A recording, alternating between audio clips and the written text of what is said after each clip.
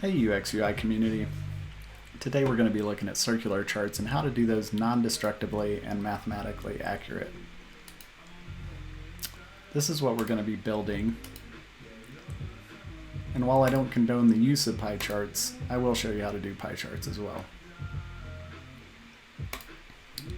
So if we jump in here, I've set us up a little color palette and set us up a few pieces to work from, but for the most part, we're looking at a basic circumference equation, and how that math breaks down is pretty simple. For those of you that care, you can pause the video and sort of peep the math here, but I'm gonna go ahead and move on because we're gonna let XD do most of this math for us. Most modern applications will accept simple equations or simple expressions rather and do math for you to some degree. So let's go ahead and duplicate this artboard. I'm just going to move this down here because anytime I'm doing any kind of animation, I like to work backwards from the final state to whatever I see as being a logical beginning state. So we'll just start at this last frame of the donut, for example. Go ahead and add our background fill. Select your circular tool. Draw this guy out to 700. It's going to be our starting place here. Don't need the fill, and the border will be 40 pixels. Now let's go ahead and select this track color. Once we have that built out and selected, all you need to do is duplicate that. It's Command D on the Mac, and I believe it's Option D on a PC. I'm not entirely certain. It's been a minute since I've been on a PC. Let's go ahead and choose the new color just so that we can see that over the current track. And here's where we start to get into the math. So basically what you'll be looking at is, back here we're looking at circumference equals 2 times pi times radius. So in our particular case, the radius of our track is going to be 350 because we know the full width is 700. So all we have to do is select our color. We go 2 times pi, 3.14. We're going to round pi here. We're not going to get too detailed with that. Times our radius, which in our case is 350. Now if we hit enter, it will do that math for us, and now it gives us our radius. So we have a radius of 2198. So in this particular case, we want to say this is going to be 59%. So the math for that will be our radius that we just worked out, or rather that we let XD work out for us. So we can just copy and paste this or type it in. So you select your circle, and then in the same place where we had the radius there, we can say 2198 times 0.59 will be 59%. So that takes us to 59%. Now if you want the rounded edges like I've done here, all you got to do is select your round cap over here in the line style. I also added a drop shadow to this that I just to create the glow there. So I want to say I did that at like 10 maybe. I don't remember exactly, but maybe it was 20. There we go. Then you can select your type tool, and let's go ahead and type in 5. I'm using Gotham. I just happen to like this typeface, so Gotham Light at 200 for this particular size. Yours may vary. Now one of the things we want to do here is we want to find the center, and then we probably want to go ahead and start out with 0, 0 because that's probably going to be the widest character in the entire character set. So just to make sure that those aren't overlapping or doing anything weird like that, I always start out at the 0 there. And then in terms of the percentage, I always like to do a superset on that. So I'll do the percentage, I'll superset that, and then I usually like to select a slightly different weight, a weight that's a little bit heavier, just because you're supersetting it, and then we'll probably shrink it down a bit too. We'll probably make it a bit smaller, and then it just feels a little more natural sitting next to this larger type. We're not going to get too into the details here and trying to noodle that and make that perfect, but for the sake of this, I just wanted to share that information with you. Then let's select our triangle tool over here, and we'll just go ahead and put a mask around this guy, and that will become clear why we're doing that in just a moment.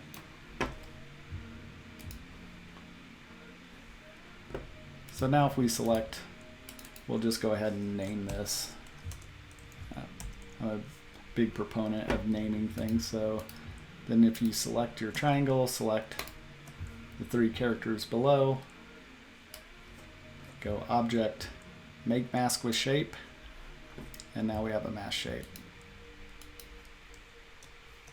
And we could center this. You're probably going to find that you want to optically center this. I mean, if we make this perfectly centered like it is here, it's going to feel a little off, so you probably want to optically center that by offsetting a little bit towards the percentage marker so that it doesn't feel, optically weird. So now that we've got sort of our basic setup here, and again, we could call this 59, but for the time being, we'll just leave both of those zeros here until we get to the next phase. So now if we go into our mask setup here, and let's select this first 0, come over here and select Repeat Grid. Repeat Grid is one of my favorite tools in XD. It saves me so much time. I mean, it's great for making tables, but think about all the other things you can do with it besides making tables. It really is a time saver on a lot of things. In this particular instance, we're going to go ahead and draw out our repeat grid. We know that we need to go to 5 here, so we're going to start out at 0. We're going to just go down the row here.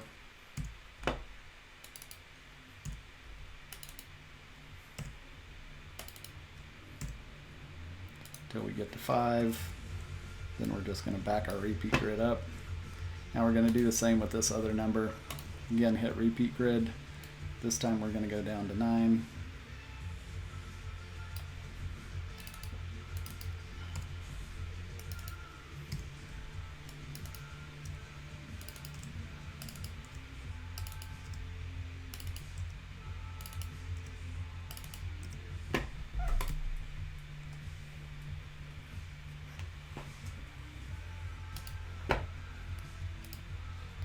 So once we have both of those made and under our mask, now we can go ahead and select the first grid that you made.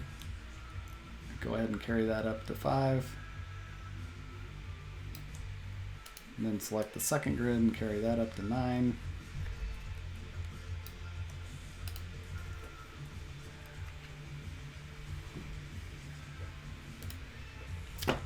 So once we have that created, now we've got our final state. So now we can duplicate that final state.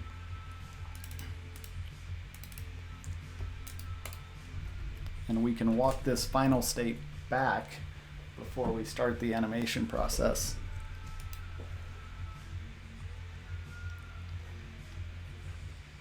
So now if we go over here to our dash, let's change our dash to 0.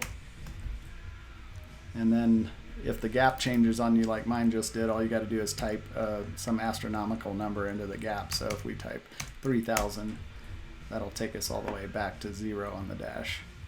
You can't get a full zeroed out dot here, so that's why we'll do one more frame to kind of solve that problem. But then you just drag this down to 0. Get into your mask here, drag both of these guys down to 0, and that's our second frame. And then what I did in my particular sample that I showed you is I had a starting frame also that was just a a place for you to be able to click and start from. Now in this particular case, we can just hide all of these layers.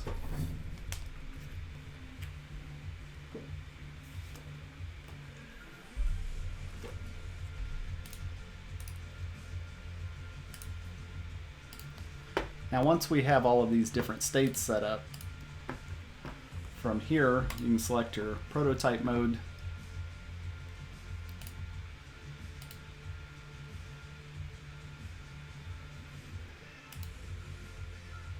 You can set your home screen.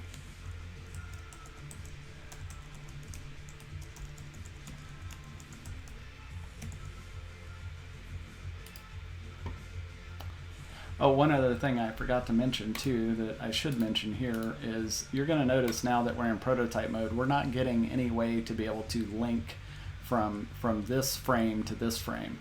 And it took me a minute to sort this out the other day, the first time I saw this, but the reason it's doing this is because currently I turned all the layers off, so I still made this mistake even after making this the other day when I was setting up this file.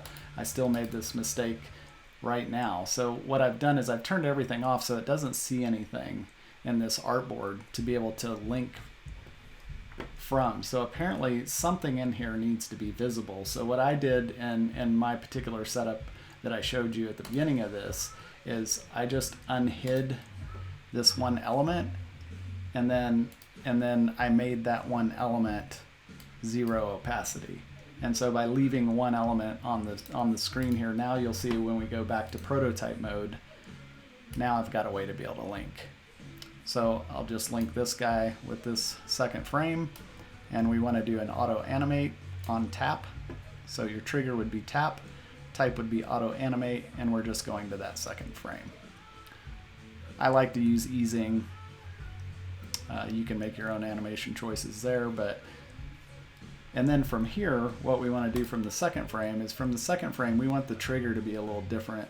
We can go ahead and draw out the marker here. But on this particular trigger, we want this trigger to be time because we just want this to go ahead and animate on its own. We don't want to have to interact with it for the animation to happen. So let's go ahead and select time. We'll have a 0-second delay. We'll auto animate again to the third frame. And again, ease out. Actually, in this particular case, we probably don't even need to do any easing. I mean, we'll go ahead and leave it there and see how it looks. We can come back and adjust that later if need be. So now we've got all three of these frames created. Now we can go ahead and select our circular chart sample flow and we can test it. So now when we click, fades on and the animation happens. That second part of the animation is happening pretty quickly. The fade on is okay. But here we'll probably double this time. Let's go ahead and make that, well, let's go ahead and go to 0.8 seconds here and just see what that looks like.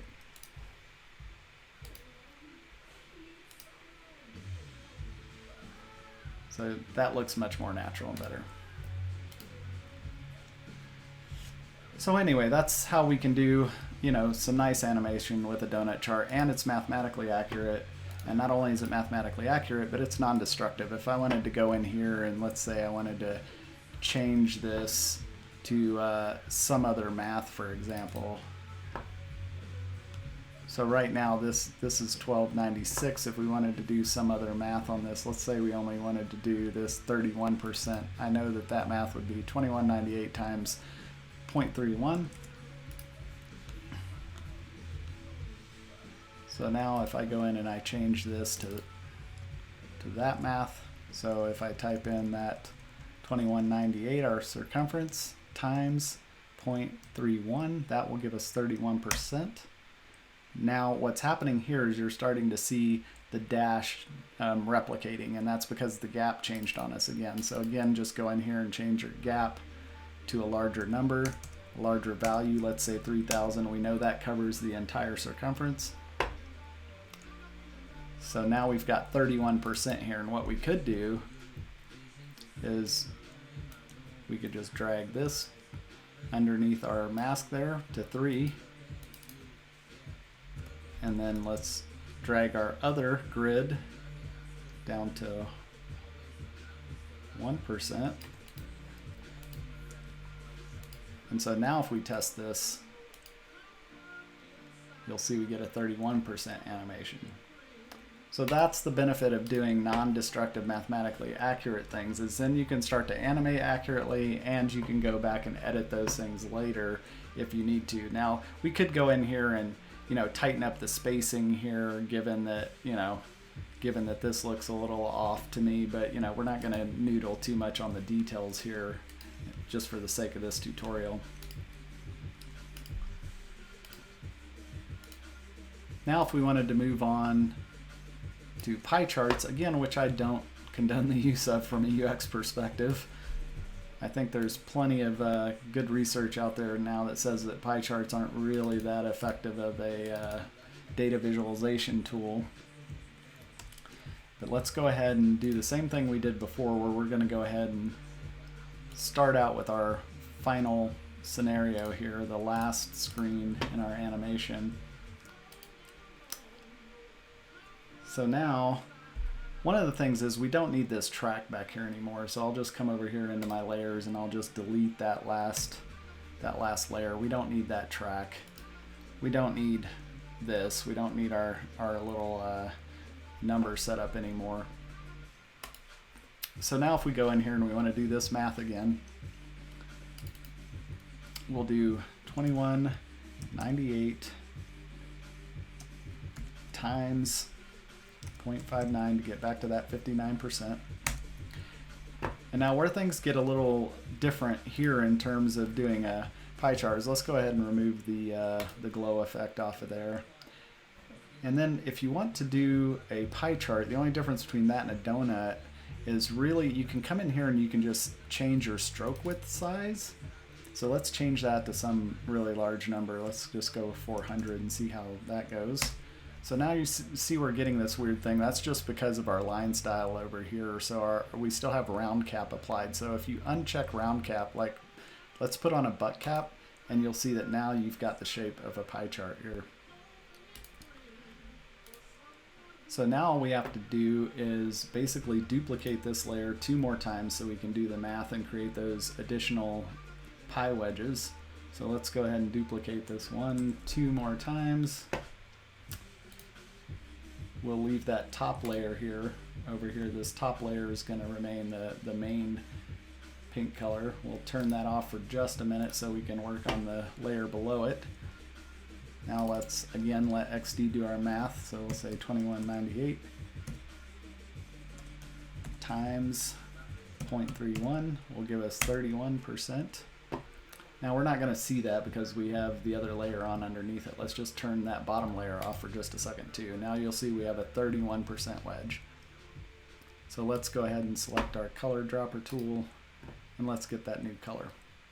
Now we can turn on the top layer, and now what we want to do is select the layer underneath it with our 31% wedge.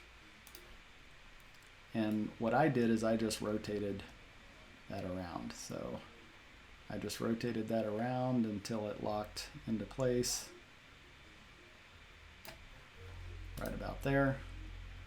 So now we've got our 59% and our 31%. So now we're just going to do that again with the third layer that we created. So our third layer, we only want that to be 10%, so we'll again let XD do our math.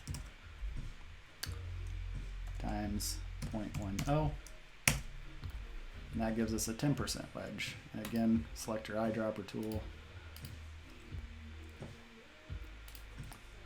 Now if we select this, we can rotate this around to about where that 10% is. Let's turn our other layers back on so we can see what we're doing. Now what you're going to notice here as you start to move this, try to get this into place, is you might sort of notice, like especially if we zoom in on this, like in some instances you're going to get you might get like a slight variation where you can kind of see through this a little bit due to the rounding of pi. So if you find that you put your piece in place, or that you've done several wedges and it's not quite lining up, I always just take the last piece and make the last piece a tiny bit bigger. So let's say it's 219 right now, I would just make it like 225 to go ahead and fill up that gap the rest of the way, and that's just due to the fact that we've rounded pi. Like we said 3.14 instead of using the full expression of pi in this particular instance. Now once we have this, now for the sake of just getting through this quickly, I'm just going to go ahead and copy these numbers. I'm going to go ahead and paste these down here. But now we've got our final state, and again, I like to always start with this final state and then animate backwards from there. It just makes things a little bit easier as far as I'm concerned. So now I can select this, I can just turn that layer off, and then what I like to do is find some elegant way to have this exit the building. So I just rotated it around to where it's hidden underneath the next slice. Again, we'll duplicate that state. And now for that state, we'll select this, we'll turn that layer off.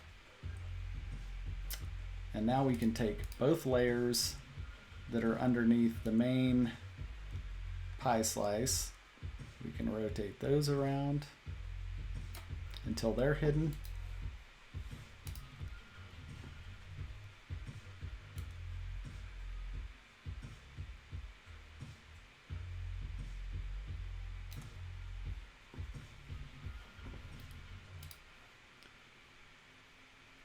And then from here,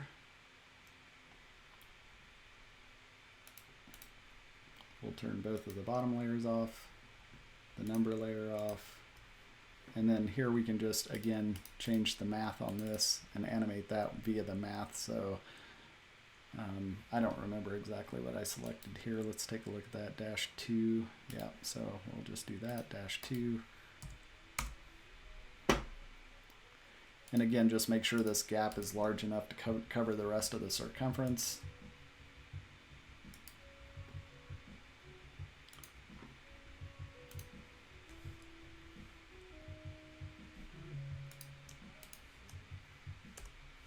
You can go ahead and delete those bottom layers under there. It looks like what I did here.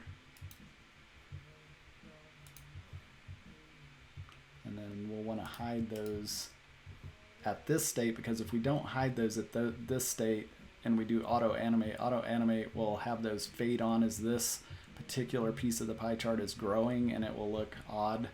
So that's why we're hiding those on this particular step. And then we don't want those here on this particular step for the same reason, so that auto animate will handle that appropriately. And then again, I just gave myself, in the sample that I showed you earlier, I had just given myself a starting place for everything to land on.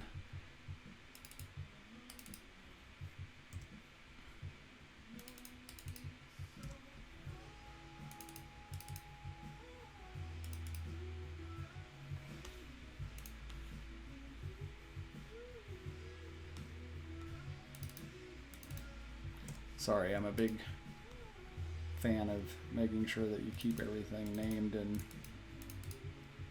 probably don't need to do that for this tutorial, but there we are anyway. Now again, we're going to run into the same problem where this won't have any way and won't know where to go if we hide everything. So again, I think I'll just turn the opacity all the way down on that, and then we'll switch over to prototype mode. And again, we'll link this, we'll do auto animate. We're going to want this to happen relatively quickly, so the easing on this can be super fast. You probably don't even really need much easing there at all. We'll just auto animate to each one of these, with the easing potentially getting a little bit bigger with each step.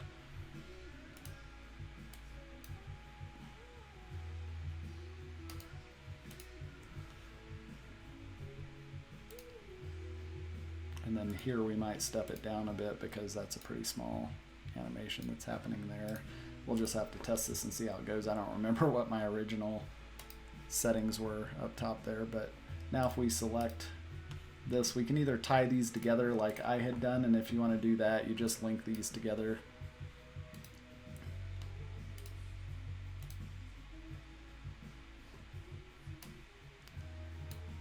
And we'll just do that on tap. don't really need any easing there per se. Here we'll do this particular setup we should do on tap. We don't want that to be timed. And then here we'll want that to be, we'll want this one to be done on time, 0 delay. This one time. This one triggers time. Okay, now we can just test this. Let's go ahead and just test it from the beginning so that you'll see it as I built the sample out.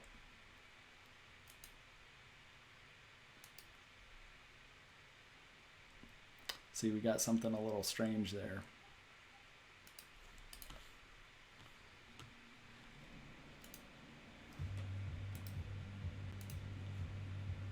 And that just has something to do with the way that we have the final rotation set.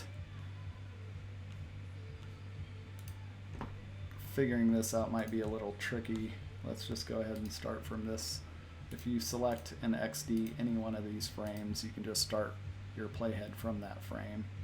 So let's see if we can figure out what's happening there.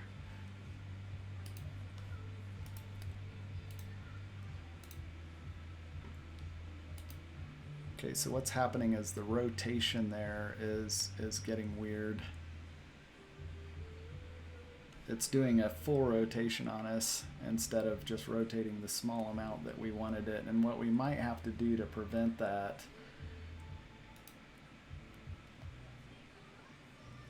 is we might just have to adjust its placement at one of these frames. I'd say probably at this particular frame.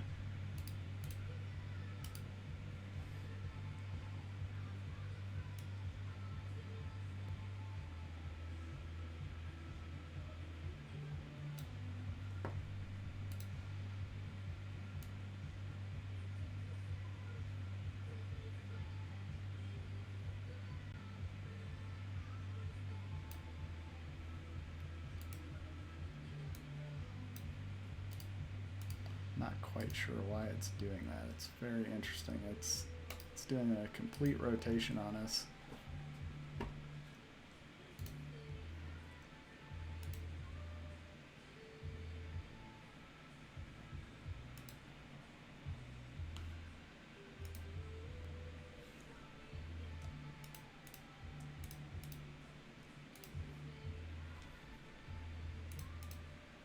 Let's see if we can look at my original file and if that can shed some light for us. So the rotation on this one is set to -298. And the rotation on this one is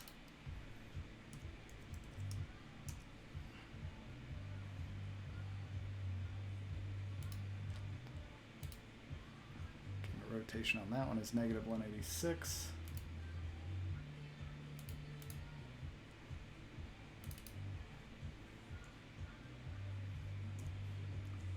So yeah, that's all it was, is somehow the rotation got out of whack there, and it thought we had rotated it a complete rotation plus the angle that we wanted it to stop at. So it was doing a full rotation and then stopping at the eventual angle here.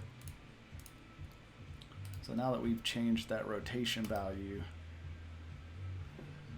nope, we're still getting weirdness there. Oh, well, it helps if you turn it off as well. The other thing we can do is let's try hiding the one that we know isn't even going to show yet. We don't even need to see that one yet.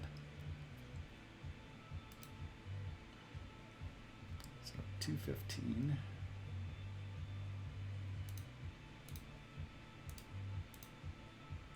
So let's select this other one. We know we want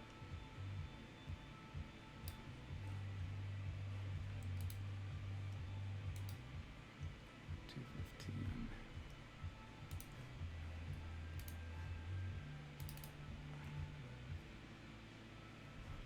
All right, so let's make that 215.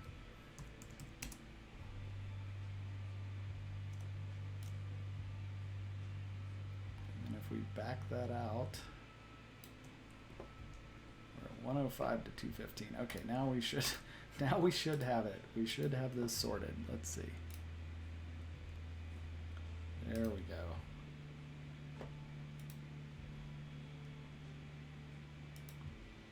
Okay, now we can hide it. Now let's test it. Okay, that's looking more like what we expect. Okay, so we got a little weirdness there with the rotation, but that was fun to figure out on the fly with you. So hopefully that helps you figure out how to do circular charts in a fun, like I said, non-destructive and mathematically accurate way. This ended up being a little bit longer than I expected it to be, but hopefully you learned something. I feel like I learned along the way as well. So it's my first YouTube video, so I expect these will get better as I do more of them. Oh, and I'd like to give a special shout out to my kitty Zaria for being awfully demanding about getting into my lap and making her first appearance on YouTube, for those of you who noticed that in the video. That being said, I guess we'll see you guys on the next one. Cheers.